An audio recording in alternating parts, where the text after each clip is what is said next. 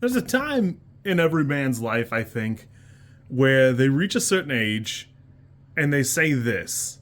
And you almost always hear it from somebody middle aged who's, looking back on what might have been the glory years. For me, I'm going to say it now. There's some movies you just couldn't make today. And it almost always applies to something that's like a comedy that was irreverent, that the middle aged person is misremembering or misinterpreting parts of. I think for me, it's going to be Heathers.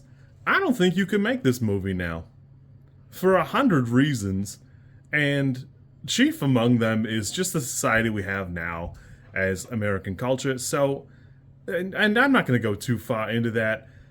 You can look on the Wikipedia page and see that it's true because they made a TV show in 2018, and it had to be delayed. Didn't even get delayed that long, in my opinion, but it's so interesting to me because the whole thing is so bananas.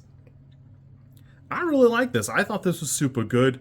As somebody who doesn't care for Beetlejuice, I think Winona Ryder really does a great job here. Uh, Christian Slater still has that element of when I see him, I go, oh, Christian Slater. And I don't know why. I've never like disliked him in something. It just is something I notice when I see him on film. I don't know what's wrong with me, but it's there. But anyways, for Movie Club this week, we watched Heathers, and God, I really had a good time. This is so interesting. It's such a good black comedy, even though it's got such, I don't know, it's not even that much darker than other black comedies. It just feels worse because they're kids. And it's got those elements of Mean Girls. It's got those shades of Breakfast Club still hanging on. It's so interesting because you can see that it fits right in the domino of like pop culture and slides right along.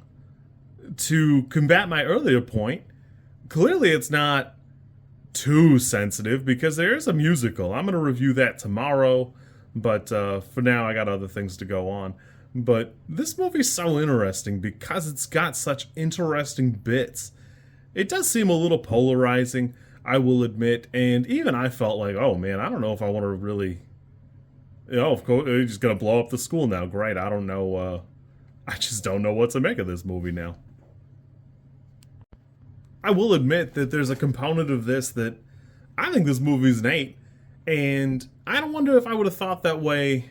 I don't know, probably not in the 90s because I would have been too young, but like in the early 2000s, would I have found this as amusing as I do now?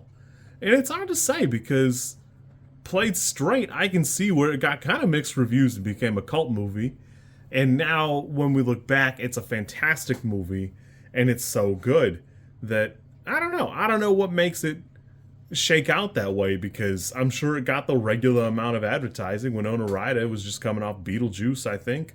I don't know if Christian Slater had projects before this, but I mean, they got big names here, so there are reasons for it to have worked out. The writer, Daniel Waters, would go on to do a lot of different things. He starts here at Heathers and then moves on to, Batman Returns, Demolition Man, notably for me, Vampire Academy, the 2014 movie that, I'm not going to pretend it was good, but I must have liked it quite a bit when I originally saw it. The Michael Lehmann mostly moved into TV stuff, so that's okay. Nothing wrong with that, but yeah, I had a great time. I'm actually kind of curious to check out the musical. I know it was popular on TikTok for a little while, and I didn't watch it then because I hadn't seen the movie. And yeah, this is pretty fun. It is kind of wild to go from murder A to murder B to get up to murder C and still be gaslighting Winona Ryder's character. There's just that weird element of really the magic bullets, huh? We're gonna fall for that today, okay? Yeah, okay, I bet we are.